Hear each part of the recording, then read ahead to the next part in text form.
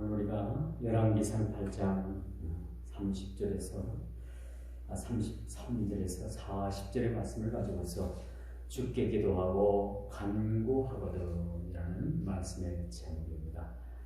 오늘 이 본문의 말씀은 이른바 하나님께 드려지는 성전을 건축하고 솔로몬이 법궤를 지성소에 모셔드린 이후에 참으로 하나님 앞에 참 아름다운 기도를 드리는 그런 모습을 우리가 보게 됩니다. 기도라고 하기에는 너무나도 우리 인간의 편에 서서 하나님께 우리 인간의 가장 연약하고 또 부족하고 죄 많은 우리 인생들에 대해서 그렇게 간청을 하죠. 무슨 간청입니까? 설령 우리가 죄를 지었어도 우리가 성전을 향하여 하나님께서 계신 그 성전을 향해서 기도할 때 우리의 죄를 용서해 주시고 우리의 허물을 사해 주시기를 원합니다 라는 그런 말씀을 우리가 보게 됩니다. 자, 이제 바야흐로 성막의 시대는 끝나고 성전의 시대가 되었고, 또 성전의 시대라고 하면은 하나님의 법궤가 이제는 더 이상 장막에 성막이 있는 것이 아니라 하나님의 지성소에서 법궤가 있게 되고, 이 법궤를 통해서 하나님의 상징적인 그런 임재를 이스라엘 백성들이 경험하게 된다는 것을 오늘 말씀을 통해서 우리가 보게 되는 것이죠. 그러므로 이스라엘의 온 회중은 하나님에 대한 기대로 가득차게 되는 거예요. 우리가 하나님에 대한 기대를 가지고 삽니까? 어떻습니까? 하나님에 대한 기대가 있습니까? 하나님에 대한 기대는 우리의 소원인 거예요. 그렇다고 우리 물질을 달라, 또 세상 사람들이 가지고 있지 않은 그런 금은보화를 달라, 그런 우리가 하나님에 대한 기대와 소망이 아니라 우리가 하늘에 산 소망을 가지게 되는 거죠. 자, 우리는 하나님께서 우리에게 새 생명을 주셨습니다. 세상에 주는 그런 생명이 아니고 하나님께서 새 생명을 우리에게 주셨는데 그 새 생명을 통해서 우리가 하나님 앞에, 하나님 보호자 앞에 나아가게 되는 것이죠. 자, 이른바 하나님에 대한 기대가 뭡니까? 우리에게 새 생명 주신 그 하나님 앞에 우리가 하나님에 대한 온전한 기대를 가지고 나가는 것. 그것은 어떻게 하면 우리가 하나님을 잘 섬기고 여호와 하나님을 통해서 우리가 하늘의 산 소망을 우리가 가지게 되는 사실을 우리가 보게 되는 것이죠. 자, 도시의 빌딩이 여러분 그냥 아무렇게나 막 빌딩이 올라가는 게 아니에요. 이번에 현대 자동차에서 현대그룹에서 롯데 빌딩보다도 더 높은 빌딩을 짓겠다고 허가를 요청했는데 허가가 나지 않았습니까? 이 고층 빌딩들이 생기고 또 그 고층 빌딩을 세우려면 여러 가지 환경 문제, 또 여러 가지 군사적인 측면, 여러 가지를 좀 봐야 된다고 해요. 그런데 이 정부 들어서 아마 그 빌딩을 짓는 것을 허가를 한 걸로 봅니다. 이 도시에 우리가 빌딩 하나, 건물 하나 세우는 것도 다 도시의 미관을 따라서 그렇게 빌딩도 짓고 건물도 짓지요. 그리고 아름답게 빌딩 숲을 이루고 있는 이 건물 하나하나의 조화름이 얼마나 이렇게 잘 되어 있는가. 서울도 여러분 국제적인 도시지요. 서울의 모든 건물이나 빌딩들도 세계적으로 볼 때는 몇 손가락이 안에 끼는 그런 아주 대단한 도시인 우리가 볼 수가 있습니다. 여러분, 우리가 보는 것들 다 그 빌딩이나 습속이나 또 어떤 일들이든지 다 거기에 예술성을 가지고 있는 거예요. 하나님은 제가 볼 때는 예술가입니다. 여러분, 하나님께서 만드신 것은 신묘막측한 것이 아닌 것이 하나도 없어요. 그렇죠? 우리가 풀한보기, 이름 모를 풀한보기도 가만히 관찰해 봐도 그 잎새를 얼마나 그렇게 모양이 정교하게 만들었는지, 그렇죠? 그리고 그 모양을 우리가 인간이 따라할 수 없을 정도로 그렇게 모양들을 만들고요.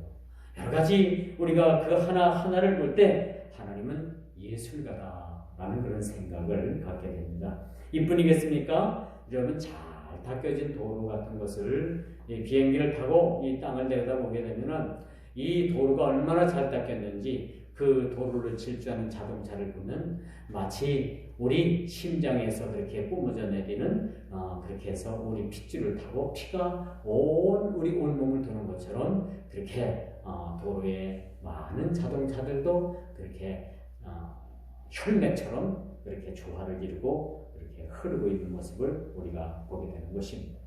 이 모든 것이 하나님께서 우리를 통해서 지혜를 주시고 또 하나님께서 우리를 통해서 지으신 우주 만물을 통해서 하나님 당신께서는 당신의 살아계심을 우리를 통해서 증거하고 있다는 것을 우리가 보게 됩니다. 여러분 알고 계십니까? 우리나라 사람들이 세계적으로 가장 뛰어난 토목기술을 가지고 있다는 거 아세요? 또 세계적으로 가장 도로를 잘 닦는 나라가 바로 우리나라입니다. 7, 80년대에 동아 건설 같은 데서는 그 중동 같은데 그 사막을 그렇게 막 가로지르는 도로를 막 내고 그랬죠.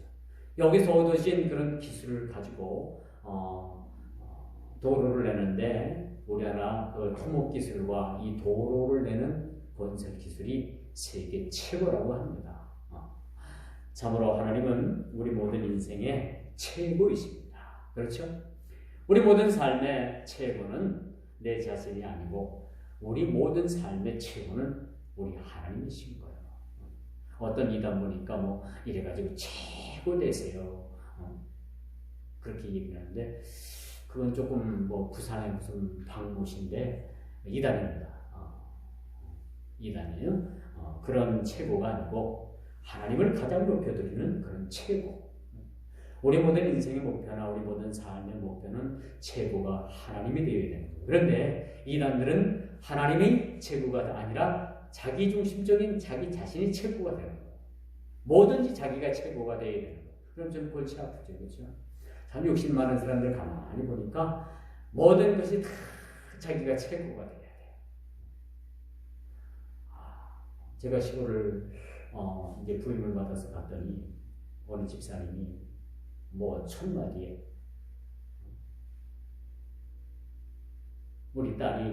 저희 딸이 피아노 칠 줄 아세요?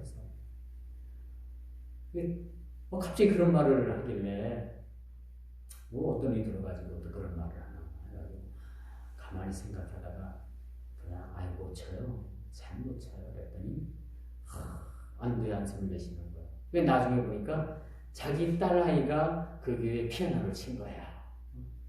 피아노를 치고 또 자기 딸만이 피아노를 치고 그러니까 이제 피아노 치는 것은 독점을 한 거죠. 그런데 이제 목사님 딸이 목회자 자녀가 와서 피아노 치는 것은 당연한 거고 자녀가 피아노 칠 줄 당연히 아는 걸로 생각했던지 1000마디가 만나자마자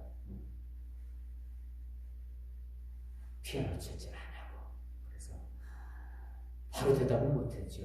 그래서 잘 못 쳐요. 그렇게 얘기했더니 자기 딸이 여기까지 교회 피아노를 쳤는데 그럼 계속 치셔야죠. 제가 그렇게 말씀을 드렸더니 안도의 한숨을 그렇게 내시더라고요.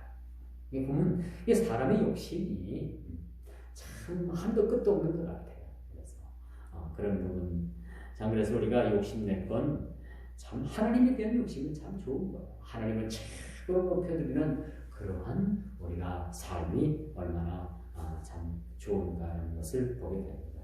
여러분 이처럼 잘 닦여진 도로 위에 사통팔달로 자동차가 질주하고 잘 달리면 이거보다 더 좋은 일이 어디 있겠습니까? 자, 모든 길이 로마로 통한다는 그런 말이 있습니다. 얼마나 잘 닦여졌으면 그렇게 모든 길을 통해서 로마로 그 길이 통할까? 이것은 어떤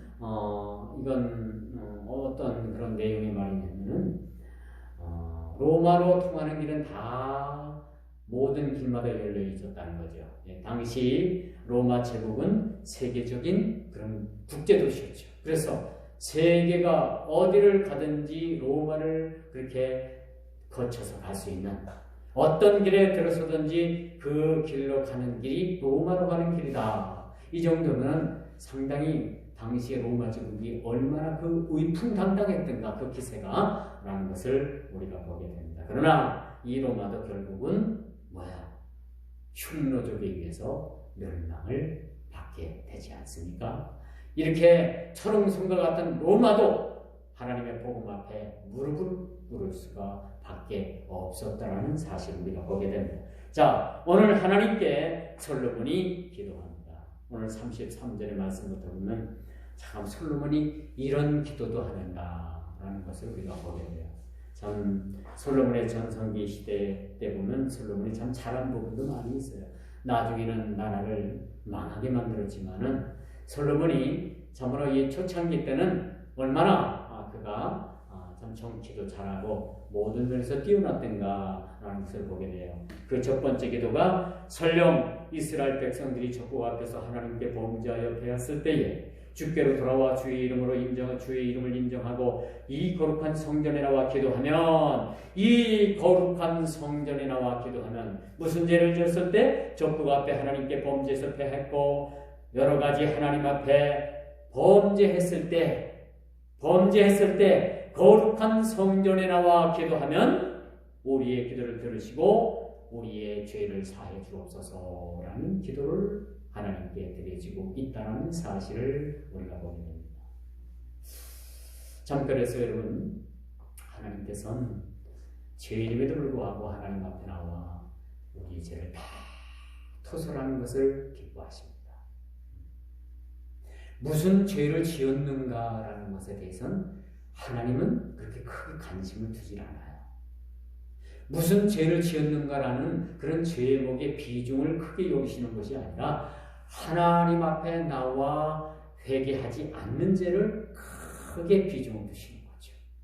그리고 우리가 어떤 죄를 지었든 간에 하나님 앞에 나와 우리의 죄를 토설하고 이실 짓고 하나님께 회개하면 어떤 죄든지 하나님께서는 우리의 모든 죄를 사해 주시기를 원하시는 하나님이시라는 사실이죠. 오늘 솔로몬의 기도를 다시 한번 봅니다. 33절이죠. 이 거룩한 성전에 나와 기도하면 주께서는 하늘에서 들으시고 우리의 죄를 사해 주옵소서라고 그렇게 말씀해 주는 기도의 제목을 우리가 보게 됩니다. 적국 앞에서 패하든지 이스라엘이 주께 범죄하든지 또 주께 돌아오든지 주의 이름을 인정하든지 이 모든 상황 가운데 하나님 성전에 나와서 기도하게 되면 어떠한 죄든지 우리 죄를 사하여 주옵소서라고 그렇게 기도하는 모습을 우리가 보게 됩니다. 이 기도가 바로 저와 여러분들의 기도가 되어야 될 줄 믿습니다. 죄를 짓고 회개하는 사람과 회개하지 않는 사람의 차이는 그 크신 하나님의 용서함을 통해서 우리가 죄를 용서함을 받고 하나님으로부터 받은 이 용서함을 배워서 우리도 우리에게 죄진 자를 용서하는 것이 마땅하다라고 말씀드릴 수가 있겠죠. 그래서 우리는 하나님으로부터 그런 값없는 죄 사함을 받았죠. 그리고 용서함을 받았는데 우리는 우리한테 죄 지은 조그마한 거 하나까지라도 모든 죄를 용서하지 않고 다 모든 죄값을 찾는 모습을 우리가 참으로 보게 됩니다. 여러분, 원컨대 하나님의 긍휼과 용서의 체험이 없는 사람은 용서하는 데 서툴게 되는 것입니다. 내 자신이 하나님으로부터 용서함을 받았다는 그런 확실한 그런 하나님의 은혜를 깨닫게 되면 우리가 세상적으로 용서 못할 일이 없다는 것을 우리가 알아야 됩니다. 왜 우리가 사람과 인간관계에 있어서 용서 못합니까? 왜 용서 못한다고 생각을 해요? 하나님의 용서함을 체험하지 못했기 때문에 우리 스스로에게 지은 죄에 대해서 용서할 수가 없는 거죠. 이건 대단히 중요한 겁니다. 하나님의 용서와 관용을 알고 하나님의 용서를 그렇게 체험한 자들은 반드시 세상을 향해서도 용서할 수가 있는 거죠. 누가복음 17장 3절에 보니까 너희는 스스로 조심하라. 만일 내 형제가 죄를 범하거든 경계하고 회개하거든 용서하라 라고 말해주고 있습니다. 회개하거든 잘못을 뉘우치면 용서하라는 겁니다. 우리도 수없이 하나님 앞에 기도하죠. 하나님, 제가 하나님 뜻대로 살지 못한 모든 것들에 대해서 용서를 구합니다. 회개합니다. 그렇게 우리가 하나님 앞에 기도하죠. 오늘 솔로몬의 기도의 모든 내용들 한번 보십시오. 하늘에 계신 하나님께서 하늘 문을 여시고 우리가 설령 하나님 앞에 지은 모든 죄악이 그 모든 죄악이 무겁거나 용서받지 못한 죄를 할지라도 우리를 용서하시고 우리에게 관용을 베푸시고 우리를 불쌍히 여기셔서 우리의 죄를 용서하여 주옵소서라고 그렇게 기도하는 모습을 보게 됩니다. 기도는 늘 하나님께서 들으신다는 사실들을 여러분들이 염두해 두시기 바랍니다. 오늘 우리가 목회자 기도회가 율량동에 있는 정금교회에서 있었어요. 제가 너무 좀 피곤한지 기도를 하는데 깜빡 막 졸았어요. 깜빡 잠이 들었는데 자꾸 잠깐 잠이 든 사이에 누가 저에게 큰 과일 이게 다발을 주더라. 저에게 주는 거예요. 과일 다발을. 기도하면서 깜빡 제가 잤는지 비몽사몽간에 저에게 과일 바구니를 아주 그런 그게 귤이었는지 오렌지 잘 구분은 못하겠는데 그 과일 바구니를 주는 거예요. 그래서 그 제가 선물로 받았어요. 그리고 깜빡 깨보니까 막 옆에서들 막 또 기도하는 목사님들. 그래서 야 이게 내가 잔 건 아닌데 진짜 비몽사몽간에 이게 내가 환상으로 봤다고 할 수도 없고 내가 이거 꿈으로다가 꿨다고 할 수도 없고 잠깐 사이에 그렇게 저에게 그런 과일 바구니를 누가 그렇게 주더라. 그렇게 과일 바구니를 받았어요. 자, 그리고 제가 이제 기도하면서 하나님 이게 무슨 뜻입니까? 이게 과일 바구니를 제가 받긴 받았는데 이게 무슨 뜻입니까? 하고 제가 좀 의문이 나서 따로 좀 기도를 했습니다만 참 이렇게 하나님 앞에 기도할 때도 우리는 비몽사몽간에 뭘 부여주시든지 하나님께 우리가 기도하는 자마다 하나님께서 하늘문을 여시고 우리의 기도를 들어주신다는 거예요. 여러분 우리가 중언부언하는 기도도 사실은 하나님께서 듣고 계십니다. 자다가 깨서 기도하다가 또 자다가 깨서 또 기도하다. 그래도 하나님께서는 그 기도를 끝까지 듣고 계시는 그런 하나님이시라는 거죠. 여러분 예전에는 그 무비 카메라가 상당히 비쌌어요. 이 무비 카메라가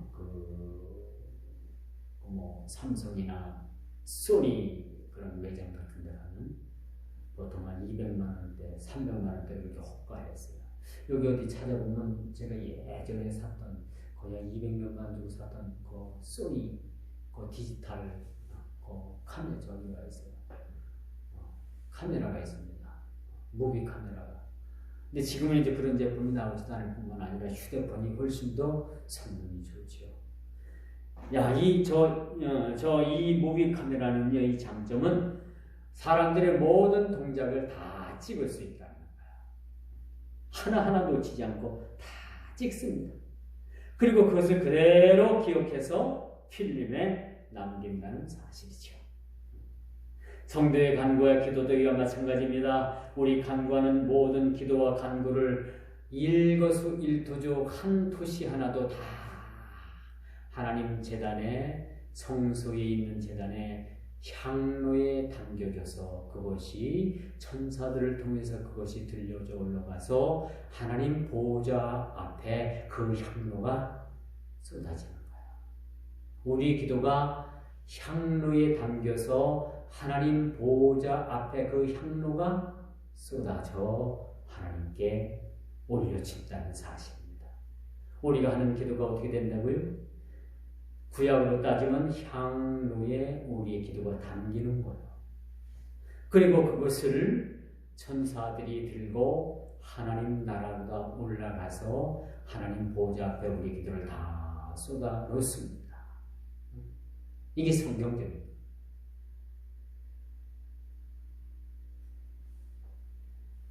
그러므로 여러분, 기도는 하늘이 열리는 가시적이고도 영적인 역사가 일어납니다. 우리가 기도할 때 여러분, 영적으로 보면 하늘 문이 확, 그리고 우리의 기도하는 기도가 이 기도의 줄을 타고 쫙 올라가요. 어떤 날은 우리가 기도의 줄을 잡지 못하면 기도가 상당히 힘들 때가 있어요. 그렇죠? 그래서 여러분들이 처음부터 기도할 때 기도의 줄을 잘 잡고 기도해야 돼요. 이 기도도 영적인 일이라서요. 이 생짜로 할 수는 없어요. 그래서 우리가 기도도 여러 명이 모이면요, 또 기도도 활화선처럼 그냥 하늘 향해서. 근데 둘, 셋이 하면 힘들어. 그렇죠? 여러분 느끼죠? 힘든 거. 제가 앞에서 막 끌고 가다가도 제가 좀 힘들면 또 다른 사람들이 또 다른 분들이 끌고 가고, 또 이 사람이 또 힘들면 또 다른 분이 또 막 끌고 올라가면 아쉬운데, 이 끌고 가는 사람이 없고 잠깐 쉬면은 다 또 침묵을 하는. 이 기도는요, 여러분, 이 육적, 우리의 사람의 하는 일이 아니라 영적인 일이에요. 영적인 일이기 때문에 기도가 결코 쉽지 않다. 이 많은 사람들에게, 우리 그리스도인들에게 물어봤어요. 세상을 살면서 뭐 어떤 짐이 가장 무겁습니까? 라고 그 설문조사를 해봤더니 다른 게 아니라 기도의 짐이 가장 무겁습니다. 그렇게 대답을 많이 하더라고요. 우리가 잠깐 앉아서 기도하는 기도가, 그런 기도야 뭐 무거움을 느낄 수는 없겠지만, 그래도 우리가 하나님을 통해서, 우리가 기도를 통해서 깊이 우리가 하나님과의 교제하는 가운데 심오한 기도 가운데 들어가기까지는 굉장히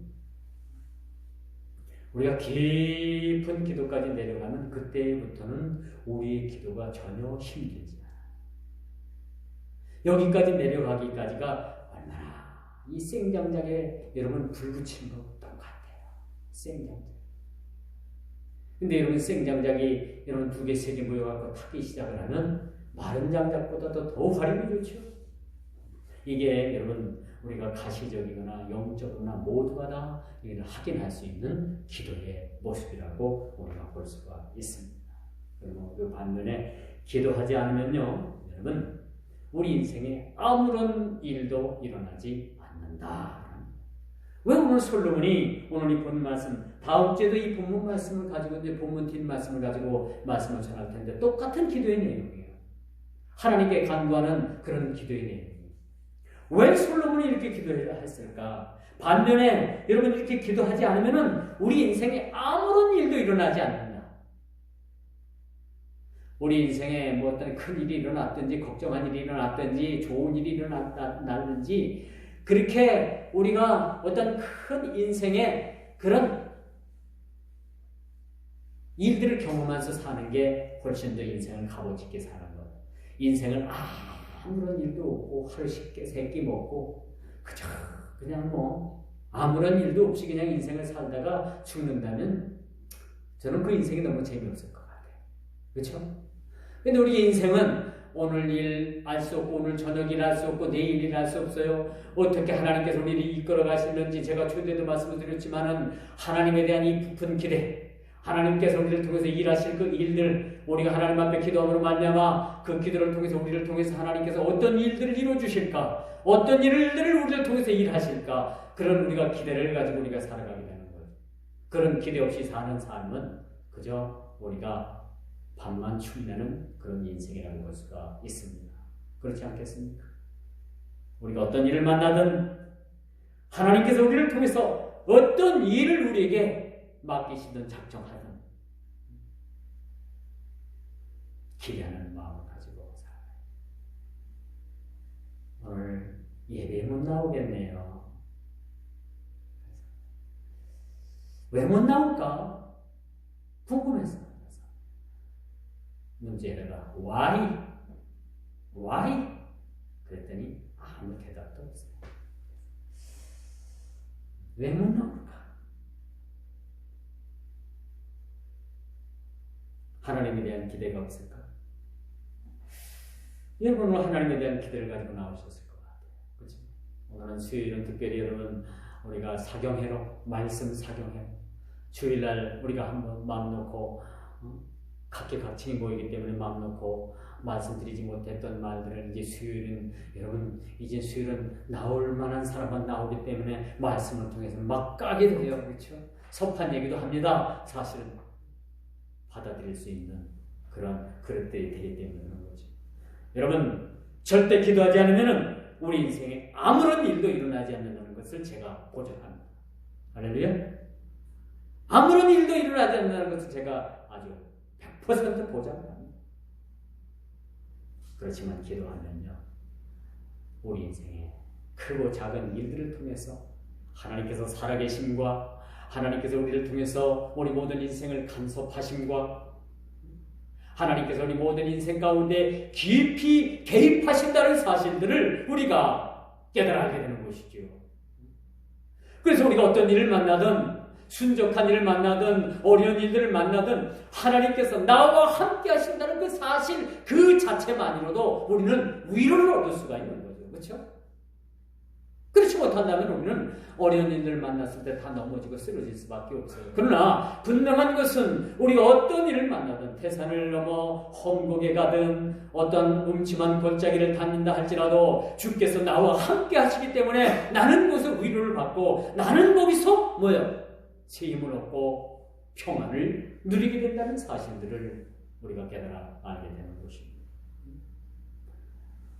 우리 기독교는 기도로 시작을 해서 기도로 마치는 인생입니다. 저희 큰아이가 몇 살 때인지 모르겠어요. 말 겨우 배웠을 때인가. 그리고 이제 아들 녀석하고 둘을 떼어놓고 이제 예배를 갔다가 오면 이 큰 녀석이 또 둘이 앉아서 또 예배 흉내를 내요. 예배 드리는 거지 흉내를 내는 거지. 또 막 그 큰 딸 녀석이 막 그냥 주여 하면서 막 갔다 오니까 둘이 예배 놀이를 한 건지 그 예배 놀이를 하다 진짜 하나님의 성령이 그들에게 임했는지 막 이 딸아이가 막 주여 하는데 애가 절제가 안 되는 거예요. 와서 보니까 절제가 안 돼. 이상하다 얘가. 그래가지고 이제 집사람이 이 아이를 막 절제를 시켰어요. 절제를 시키니까 이제 그때 가서 이제 아이가 느덜거리거든요. 했더니 뭐 동생하고 예배 놀이를 했는지 어땠는지 잘 모르겠어요. 그렇게 하다가 진짜 예배가 되어버린 거예요. 둘이 우리 것들이. 그래서 참 부모가 예배하는 모습을 그 자녀들에게 보여준다는 것이 얼마나 중요한가라는 것을 생각해요. 그럼에도 불구하고 지금 우리 자녀들은 참 예배를 잘 드리지 못해요. 뭐 직장 핑계 또 여러 가지 핑계를 해서 예배를 잘 드리지 못하는데 참 어릴 때 그런 모습들이 꾸준하게 그들에게 경험이 됐으면은 참 오늘날 그들이 예배의 어떤 성실함을 보여주지는 않았을까 그런 생각을 하면서 참 부모들 입장에서 많이 참 아쉬움을 많이 갖습니다. 그래서 참 그때 너무 좀 당황하기도 했고 나중에 생각하니까 이 아이가 진짜 예배 놀이를 하다가 뭐 둘이 앉아서 무슨 뭔 놀이를 하겠습니까? 부모들이 예배 드리는 걸 보고 저들이 이제 예배 때 예배 드리는 걸 보고 그걸 보고 지들도 따라서 흉내를 내고 그런 놀이를 하다가 진짜 그 자리가 성령께서 임하시고 진짜 예배 자리가 되는 거예요. 그래서 참 우리가 알 것은 우리 기독교는요 예배로 시작해서 예배로 끝나는 그런 인생이 최고가 되는 겁니다. 여러분 억만장자 되는 건 여러분 부러워하지 마세요.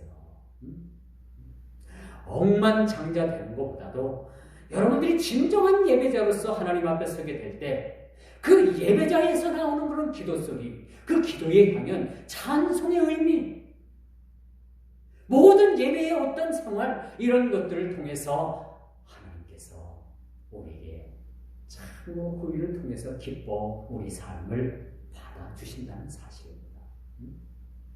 우리가 성공하고 직장에서 어떤 진급을 하고 또 어떤 뭔 사업을 해서 큰 돈을 벌고 물론 하나님께서 이를 통해서도 기뻐하시지만은 이거보다도 더 기뻐하는 것이 뭐냐? 우리가 예배자가 되는 거예요. 그리고 하나님 앞에 기도의 자리에 앉아서 내 자리를 지키는 것이 우리의 사명이라는 사실도 우리가 깨달아 알아야 된다는 사실이죠. 이만큼 우리 인생에 예배의 모습들이 필요합니다. 근데 오늘날 많은 사람들이 바쁘다는 핑계로 절대적으로 기도하지 않아도 우리 인생을 얼마든지 행복하게 살아갈 수 있다는 그러한 생각을 가지고 살기 때문에 오늘날 하나님께서 찾으시는 진정한 예배자, 진정한 기도자를 찾기가 쉽지 않다는 겁니다. 오늘 본문을 보면서 저는 그런 생각을 했어요. 어찌 보면 솔로몬이 이제 왕이 됐잖아요. 왕이면 여러분 눈 하나 깜빡거리면 그 밑에 저 신하들이 그 밑에 있는 수하들이 일사천리로 모든 일을 쫙 완벽하게 처리를 해요. 그렇지 않겠습니까? 누가 왕의 명령을 어깁니까? 왕의 명령을 어겼다가는 그 자리에서 목이 달아날 수도 있는데 이 정도 권위를 가지고 이만큼 세상에 이제 권세를 가지고 이렇게 군림한다라면 보통 왕 같으면 이 정도면 내가 하나님 앞에 나가서 기도하지 않아도 그렇죠? 얼마든지 자기의 능력으로 살아갈 수 있는 한 나라 왕이 아닙니까? 한 나라 왕이에요. 왕 말 한마디는 모든 것이 일사천리로 쫙 일이 처리가 되는 이렇게 편한 세상인데 뭐 굳이 하나님 앞에 나가서 무릎 꿇고 기도해야 되는가라는 그런 의문도 가질 수가 있습니다. 그렇지 않겠습니까? 그래서 여러분 벼는 익을수록 머리를 숙이죠. 겸손히. 왕의 자리도 마찬가지입니다. 왕이 되어서 그 왕의 명성을 끝까지 이어가는 그런 대통령과 국가수반이 있는가 하면 그 수반의 자리에 올라가자마자 이때다 하고 천문학적인 그러한 국고를 손실을 내고 국고에 손을 대서 도둑질을 하는 대통령도 있었습니다. 그렇죠? 이름만 내면 다 알만한 그런 그분이 대통령직함도 이렇더라고요. 대통령으로 부르면 안 된대요. 전 대통령이라고 부르면 안 된대요. 무슨 씨라고 이렇게 부르더라고요. 예, 죄를 엄히 중히 지어가지고 국가에서 대통령 그 명예를 박탈을 시켰습니다. 아무개 씨라고 그렇게 얘기를 하더라고요. 이런 분이 있는가 하면 여러분 미국의 지미 카터 대통령은요, 그가 정치를 하고 대통령이 될 때보다도 대통령 자리에서 나와서 내려와서가 더 사람들로부터 존경받는 인물이 되었습니다. 지미 카터 대통령이 그 헤비타드 아시죠? 집 없는 사람 집 지어주는 거. 대통령 자리에 내려와서도 그 일을 손수 망치 들고 턱 들고 그 집이 없는 사람들을 집을 지어주기 위해서 그 기간에서 봉사활동했을 뿐만 아니라 그곳에 막대한 그러한 자금을 여러 기관을 통해서 연결시켜줬죠. 대통령직을 감당할 때. 그리고 그 대통령에서 내려와서도 끝까지 그 일을 한다라고 그렇게 기대했던 사람은 없었어요. 한두 번 하고 말겠지라고 했는데 이분이 아주 오랫동안 건강이 있을 동안에 그 헤비타드 운동을 했어요. 그리고 전 세계적으로 그 집이 없는 사람들에게 집을 지어주는 운동을 그가 했던 사람임을 보게 됩니다. 그가 대통령이 있을 때 인기보다도 대통령직에서 내려왔을 때 그가 더 많은 사람들로부터 칭찬받고 인기가 있었고 인정받는 대통령이 되었다는 사실을 우리는 잘 압니다. 도산 안창호 선생은요 그런 얘기를 했어요. 도산 안창호 선생 맞아요. 내가 하루라도 독서를 하지 않으면은 입안에 가시가 돋친다. 이 책 좋아하는 사람은 책에 파묻혀서 사는 거죠. 요 며칠 전에 TV에 대통령께서 3권의 책을 읽었다고 해서 아주 그 책에 감명을 받았으니까 국민들도 이 책을 읽었으면 좋겠다라고 했는데 그 책을 보니까 누가 쓴 책이냐 하고 보니까 그 TV에 나와서 돌이 무슨 도 닦는 도 얘기하는 도 하는 머리 빡빡 깎고 나와가지고 왜 돌 나오는 사람 돌 알죠? 돌. 그 사람 책을 읽고서 감명을 받았다고 해요. 그래서 우리 기독교는 전혀 상관이 없습니다. 이건 전 국민에게 강요할 권장 토사는 아닌 듯 싶습니다. 제가 그런 생각을 했어요. 이 책을 국민들이 읽었으면 좋겠다. 참 우리 기독교인들에게는 전혀 가치가 없는 책 내용을 그렇게 읽고서 마치 그것이 양서인 양 그렇게 참 이야기하는 것은 참 옳지 못한 일이라고 그런 주장이라고 저는 생각을 합니다. 여러분, 기도는 환경을 바꾸고 만사를 바꿉니다. 이것은요 변함없는 만고 진리입니다. 기도는요 환경을 바꿉니다. 우리 부정적인 생각을 바꿉니다. 우리가 서로 만나서 몇 마디만 딱 해보면 알아요. 모든 삶에 긍정적인 이야기를 하는 사람은 기도하는 사람. 기도는 모든 불신적인 것을 긍정적으로 바꿔가는 힘이 있어요. 놀랍죠?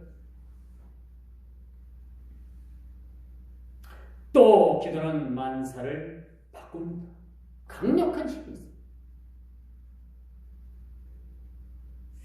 미국에서 있었던 일이에요. 어느 미국의 교회에서 이제 교회를 짓겠다고 해서 기도를 하는데 하나님께서 앞에 큰 산을 사라는 거예요. 하나님, 저 돌산을 우리 보고 뭐하러 사라고 합니까? 저희는 거기다 교회 질 생각도 없고 거기다 지을 수도 없고 거기다 어떻게 교회를 지으려고 우리 거기 돌산을 사라고 합니까? 그렇게 처음에는 거부를 했대요. 근데 거기에 담임 목사님에게 자꾸 그런 영감이 오는 거예요. 앞에 돌산을 사라, 돌산을 사라.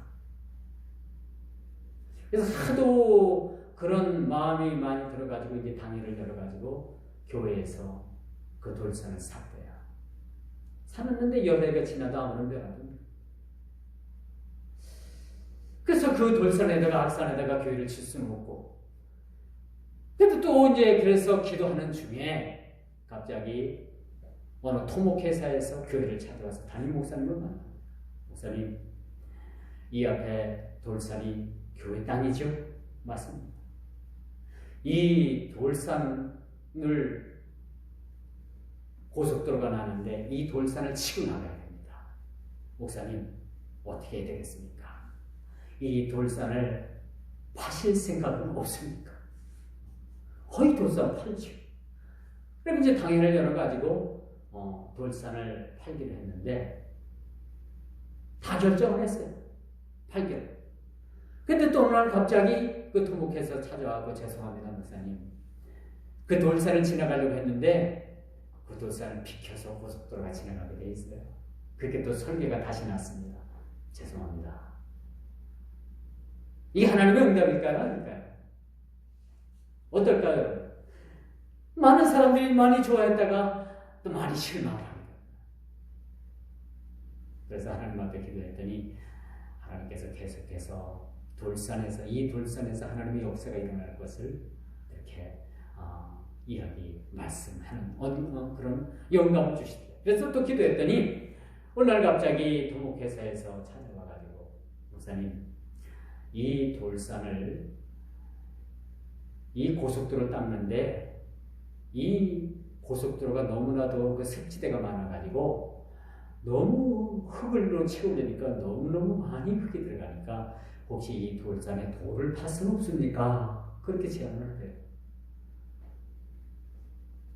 그러니까 돈은, 그 돌산에 대한 그 돈은 아주 서운치 않게 지불하겠습니다.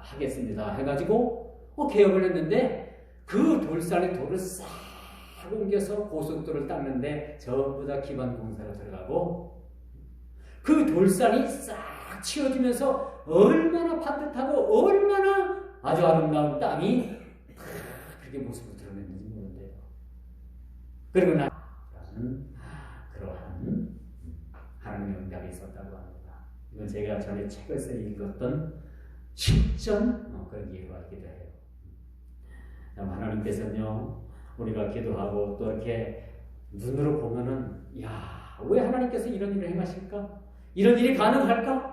우리 인간 이론을 따져보기도 하고요, 인간 공식으로 그것을 내세워서 거기서 답을 한번 찾아보려고 합니다.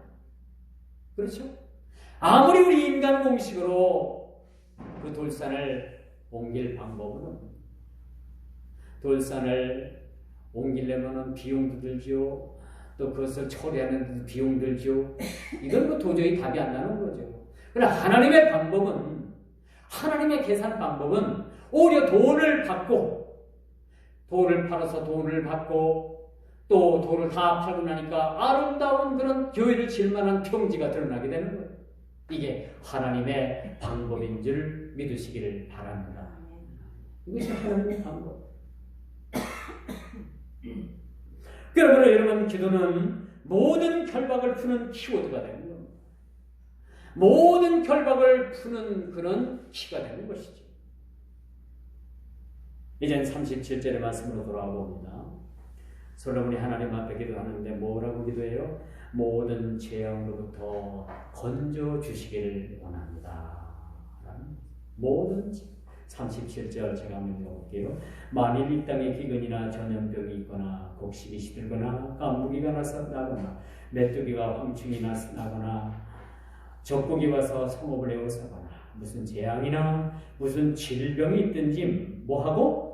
막론하고 모든 일을 초월해서 사람이나 혹 주의 막론하고까지죠. 그렇죠? 이 성전을 향해서 펴고 무슨 기도나 무슨 간구를 하거든 주께서 하늘에 계신 하늘에서 들으시고 우리의 기도를 응답해 주시기를 원합니다. 라는 말씀. 얼마나 감사한 일입니까? 우리 인간은 미미한 재해에도 불구하고 속수무책일 수밖에 없는 그런 존재들이죠. 갑자기 날이 추워지면 사람들은 그 추위에 적응을 못해요. 그렇죠? 갑자기 비가 많이 쏟아지면 막 홍수가 나서 집이 떠내려가고 감당치 못할 그런 일들 우리가 경험하게 됩니다.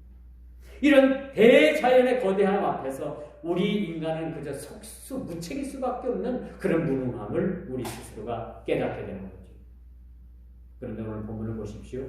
모든 재앙으로부터 우리를 지켜주신다고 했습니다. 또 모든 죄를 사해 주시겠다고 했습니다. 그들의 조상들에게 주신 땅으로 돌아오게 하실 뿐만 아니라 재앙으로부터 상처를 치료해 주시겠다 라고 그렇게 말씀해 주고 있음을 보게 됩니다. 오늘 본문 말씀, 성전을 향해서 기도하는 자들을 외면치 아니하시고 그 기도를 들어주시는 거죠. 말라기 4장 2절 보니까 내 이름으로 경외하는 너희들에게는 의로운 해가 떠올라서 치료하는 강선을 하리니 너희가 나가서 외양간에서 나온 송아지 같이 뛰어놀리라. 그런 말씀을 주고 있습니다.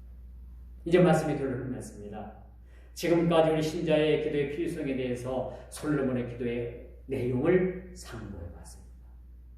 오늘 솔로몬이 하나님을 향해서 손을 들고 이렇게 기도하죠.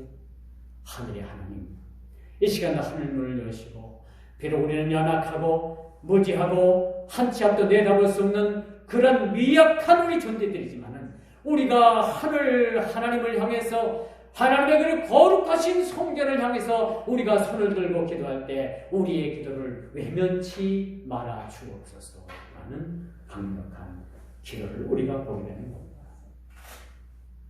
기도하는 것이 여러분, 기도하지 않는 일보다 훨씬 유익하다는 사실.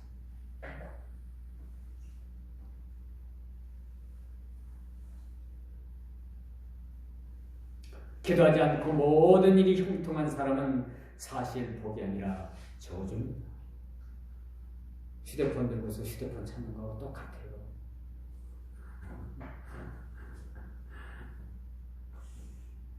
조심하세요. 정신분자보다. 여러분, 기도하지 않고 모든 일들이 형통하면요, 그게 복입니까? 저주예요, 저주. 반드시 우리가 알아야 돼요. 어떤 교회 가보니까 강당에다가 크게 만사 형통, 아주 크게 붓글씨로 써서 강단에 새우줄로가 탁 붙여들어요. 여러분, 우리 교회는, 기독교는 만사 형통만 얘기하는 게 아니에요. 그리스도 안에서 만사 형통은 좋은데, 대다수가 만사 형통은 뭘 만사 형통으로 여기는지 압니까? 재물을 많이 모으는 거, 이 땅에서 오래 장수하는 거, 자식들 잘 되는 거, 이 땅에서 건강하게 사는 거. 오복한지 오복. 그걸 만사형통이라고 합니다. 그런데 그건 하나님 앞에 하고 진짜 상관이 없어요. 하나님께서 주시는 만사형통은 진짜 상관이 없는 것입니다. 기도하지 않고 우리가 모든 일이 형통한 사람, 형통의 복을 받았다면 그것은 형통이 아니라 저주인 거예요, 저주. 우리 그리스도인의 형통함을 모두가 그 형통함을 이야기하느냐?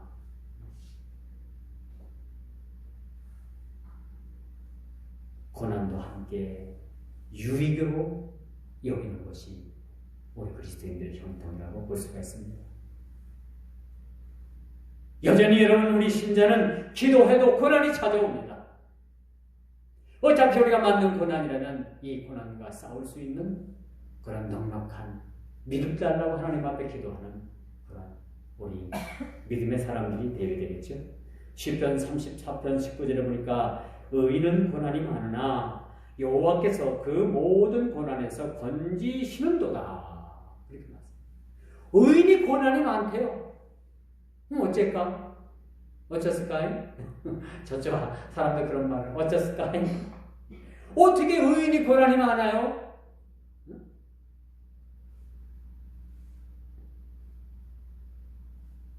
그러나 그 모든 고난에서 하나님께서 건지시는도다라고 이렇게 말씀해 주고 있습니다.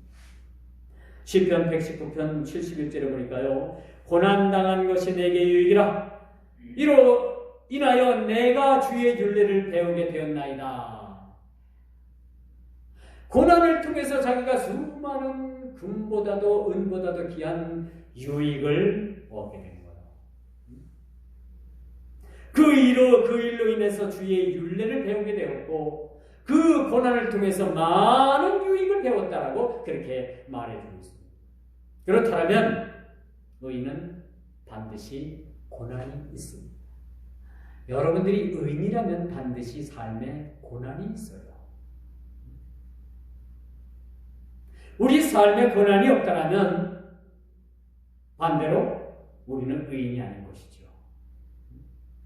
그리고 고난을 통해서 하나님께서는 그 의인의 고난의 그 고통을, 그 한송을 들으시고, 그 고통의 신음소리를 들으시고, 그 고통의 신음소리에서 그를 건져주시겠다라고 말씀해 줍니다.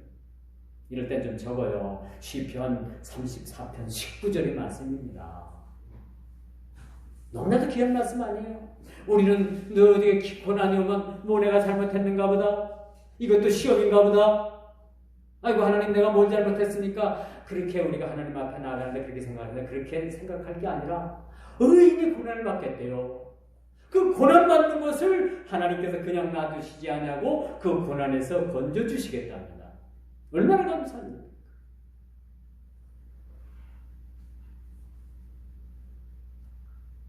이로 인해 내가 주의 율례를 배우게 되었나이다. 그 고난을 통해서 하나님의 율례와 유익을 배우게 된 거죠.